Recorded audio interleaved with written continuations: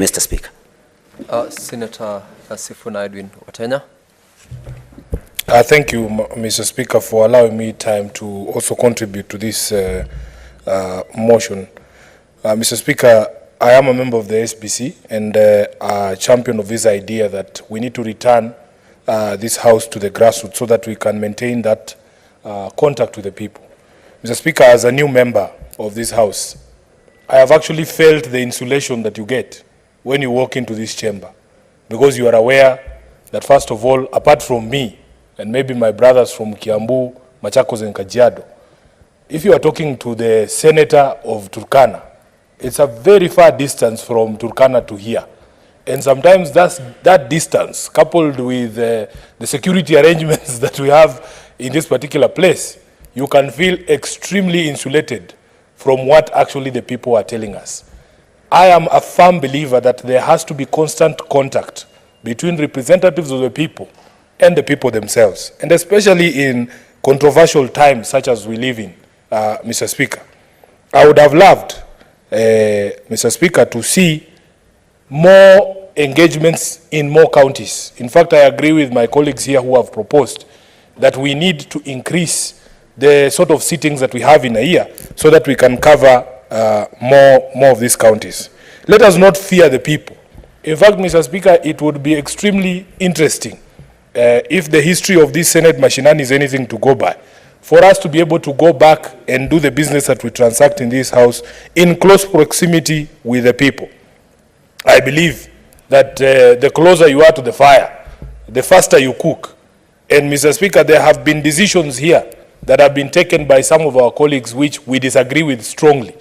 I would love to see those decisions being made in the presence of the people, because sometimes I can come here and claim that I speak for the people of Nairobi, when I know for a fact that if I went to Ofafa Jericho tomorrow to say that yes, I support demolition of Ofafa Jericho so that new houses can be constructed there, I will be lynched. I will not even be able to leave that estate, because the people of Ofafa Jericho have given express instructions that as far as they are concerned, they don't want their estate to be demolished.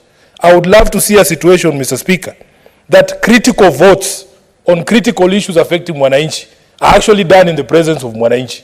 If we were able to allow the public to come into this gallery from all the 290 constituencies, for instance, Mr. Speaker, during the vote on the division of revenue, I can assure you it would be a very interesting vote. I would love to see, Mr. Speaker, even as we go to the vote on the finance bill in the National Assembly, how I wish the National Assembly followed the example of the Senate and actually held their sittings in the constituencies during the vote on the finance bill. What's Mr. Speaker, Senator Cheralgei? You know, my good friend, Senator Edwin Sifuna, is a very serious legal practitioner in this country. Mr. Speaker, understanding 105, standing order number 105, and also under our constitution about the exercise on behalf, Mr. Speaker. Under the constitution, Mr. Speaker, the sovereignty of the people is either exercised directly or indirectly. Does Senator Sifuna want to tell Kenyans that the fact that the great people of Nairobi have elected him to represent them in the Senate, he wants again to abdicate that authority that has been given to go ahead and also call the great people of Nairobi to come to this house to vote on their own behalf, Mr. Speaker? Is it in order to mislead the public that we are voting or exercising authority on our own behalf, yet he knows that all of us were elected to represent the interests indirectly as provided by the Constitution of Kenya, Mr. Speaker? Is it in order? Senator Sifuna, you take note of the comments under that particular standing order by Senator Cheralgei. Mr. Speaker, with the greatest respect to my younger colleague in the professional, the Honorable Senator Fonandi, I do believe that I understand this document quite well, the Constitution of Kenya. There is a reason why the framers expressed the delegated authority as exercisable directly or indirectly, Mr. Speaker.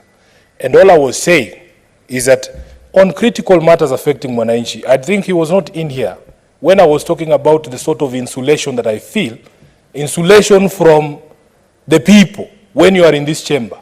Because of the layers of security, because of the distance from home, sometimes you feel that you can say things here, and by the time you travel to your constituency, you will have sent people to convince people not to heckle you. Mr. Speaker, all I am saying is this.